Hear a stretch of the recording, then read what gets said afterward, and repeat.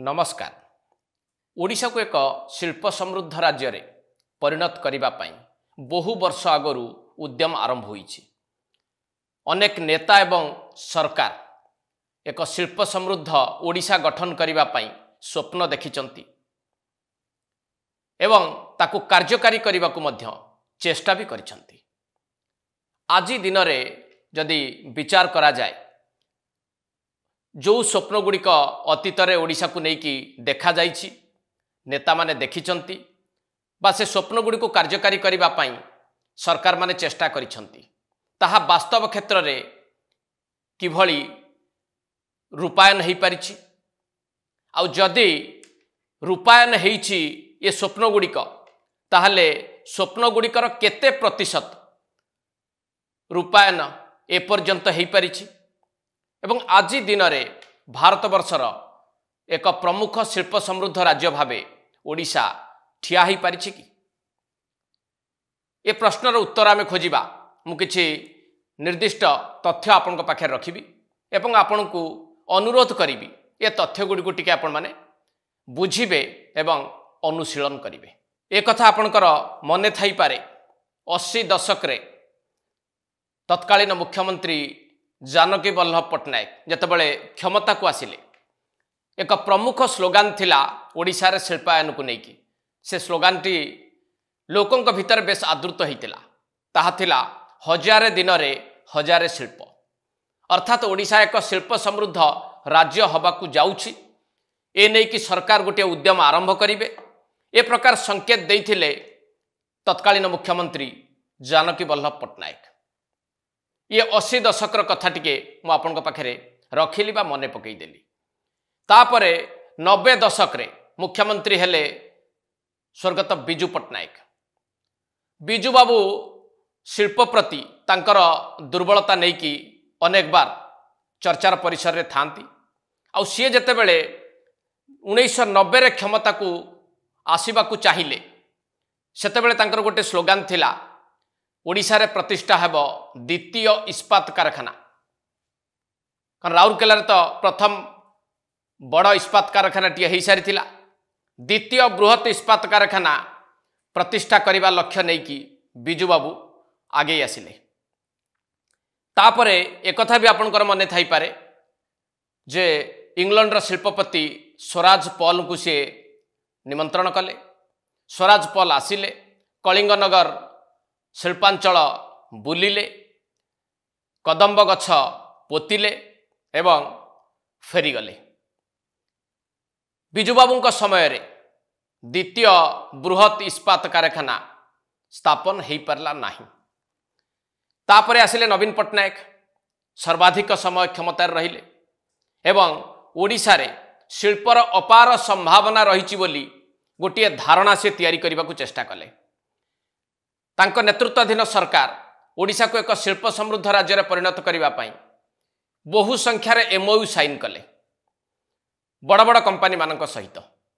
ता मध्य आपण माने जानती एवं बड़ बड़ शिल्प संस्था जो माने आसीथिले ता भितरु किछि शिल्प संस्था जेमति पोस्को कहंतु, मित्तल कहंतु, एमाने शिल्प संस्थाटी स्थापन करिबा पई जो उद्देश्य नै कि आसीथिले ताहा पूर्ण न हेबारु वर्ष वर्ष धरी संघर्ष करिकी से माने शिल्प प्रतिष्ठा करि पारले नाही एवं फेरी गले। एई जो तिक्त अनुभूति परे पुणी निजको सुधारिबा को चेष्टा कले नवीन पट्टनायक नेतृत्वाधीन सरकार एवं आरंभ कले make in Odisha conclave, jar उद्देश्य थिला ओडिशा को अधिक भाव पुंजी किभली भाव आसी पारिबो, पुंजी निवेशकारी प्रथम पसंद ओडिशा हब। ए नै कि नवीन पट्टनायक नेतृत्वाधीन सरकार देशर विभिन्न स्थान एवं विदेश मध्य गस्त कले, पुंजी निवेशकारी को आह्वान देले, समस्त सुविधा जोगे दबा पई प्रतिश्रुति भी देले एवं नवीन पट्टनायक नेतृत्वाधीन सरकार तीनोटी मेक इन ओडिशा कनक्लेव करथिले।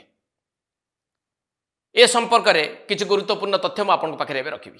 प्रथम मेक इन ओडिशा कनक्लेव रे 2,20,000 कोटी टंकार पुंजी निवेश प्रस्ताव आसीथिला। द्वितीय मेक इन ओडिशा कनक्लेव रे 4,02,000 कोटी पुंजी निवेश प्रस्ताव आसीथिला। तृतीय टिरे आसीथिला 10 लाख कोटी अधिक टंकार पुंजीनिवेश प्रस्ताव ये हूँ प्रस्ताव। ये प्रस्ताव को देखला परे ओडिशावासी साधारण भाव में गोटे धारणा करनेले जे एते पुंजीनिवेश प्रस्ताव जितेबाला आसूचे और जदि राज्य सरकार ताकू कार्यकारी करती ताले ओडिशारे आउ बेकार युवक युवती रहिबे नाही। तेणु अधिक भाव में सरकार स्वप्न को लोक माने निज निजर स्वप्न भावे भावी नेले एवं ये स्वप्न को आहरी लंबा समय देखा से आरंभ कले। एवं जो तीनोटी मेक इन ओडिशा कनक्लेव होता तार निर्यास आपण पाखे रखी। 2016 मसीह जो पुंजीनिवेश प्रस्ताव आसीथिला प्रथम मेक इन ओडिशा कनक्लेव रे सेथुरु मात्र 35% कार्यक्षम हो पारिथिला आउ 65% कार्यक्षम हो पारि नथिला। मन रखंतु कथाटी को।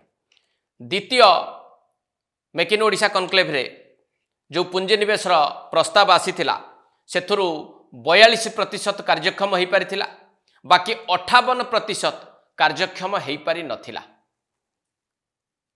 एवं तृतीयटी रे जो प्रस्ताव आसीथिला से बाबद सविशेष तथ्य एपर्यंत मिली पारि नाही। मु तीनोटी मेक इन ओडिशा कनक्लेव संपर्क में जो निर्यास रही जो तथ्य रही आपण पाखे रखिली ये हूँ सरकारी तथ्य। आउ गोटे गुरुत्वपूर्ण तथ्य आपन को टिके सूचई देवा चाहिए। 2020 ये तथ्यटी रही जदि पुंजीनिवेश कौ क्षेत्र में किभली होइछि एवं निजुक्ति किभली भाव में ए क्षेत्र गुड़िक देइछंती ताकू लक्ष्य करिवे। खनि क्षेत्र में कैपिटल इन्वेस्टमेंट 78% होइतिबा बेले निजुक्तिर हार रही मात्र 3%। बृहत एवं मध्यम धरण शिल्प रे कैपिटल इन्वेस्टमेंट 11% होइतिबा बेले निजुक्तिर हार रही 2.5%। क्षुद्र शिल्प रे कैपिटल इन्वेस्टमेंट परिमाण 8% रहितिबा बेले निजुक्तिर प्रतिशत रही 18%। एवं कटेज इंडस्ट्री क्षेत्र में जदि इन्वेस्टमेंट देखिबा कैपिटल इन्वेस्टमेंट परिमाण मात्र 3% थिला बेले निजुक्तिर हार रही 81%। अर्थात सर्वाधिक निजुक्तिर सुजोग देइछि कटेज इंडस्ट्री। गत 22 वर्षर जो उद्यम रही पूर्व सरकार ओडिशा को शिल्प समृद्ध राज्य में परिणत करने से उद्यम फल विशेष किछि तथ्य मु आपन पाखे रखी। प्रथम 10टी शिल्प समृद्ध राज्य भितर ओडिशा स्थान पाई पारिला नाही। 22 वर्षर उद्यम पर शिल्प एवं निजुक्ति हार को जदि देखा जाए ओडिशा भारत वर्षर 18तम राज्य होइछि। तीनोटी मेक इन ओडिशा कनक्लेव करा जाइथिला गत सरकार समय रे। प्रथम दुईटी रे 40 कोटी अधिक टंका खर्च करा जाइथिला। तृतीयटी रे 70 कोटी अधिक टंका खर्च करा जाइथिबार आकलन करा जाइथिला। एवं निजुक्ति सुजोग जहाँ दुईटी संस्करण रे रखा जाइथिला 7.31 लाख लोकों को निजुक्ति दबा पाई किंतु निजुक्ति दिया जाई परिला मात्र 5800 एवं तृतीय संस्करण तथ्य उपलब्ध नाही। एबे आपण माने चिंता करंतु आपण माने अनुशीलन करंतु जे शिल्प समृद्ध राज्य रे ओडिशा को परिणत करिबा पाई विगत दिन में जो नेता माने स्वप्न देखिथिले जो सरकार माने ए नै कि आगो को बढ़ी थिले एवं जहार परिणाम जो तथ्य गुड़िक मुझे पाखे रखिली शिल्प संस्था स्थापन नहीं कि हो बा निजुक्तिर सुजोग सृष्टि करिबार हो।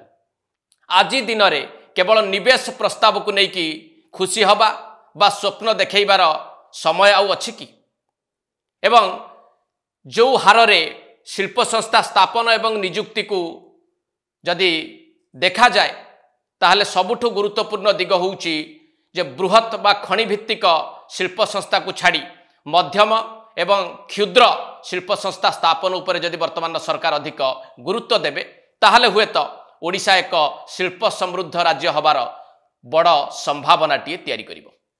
एट शेष करबा एडिटोरियल नमस्कार।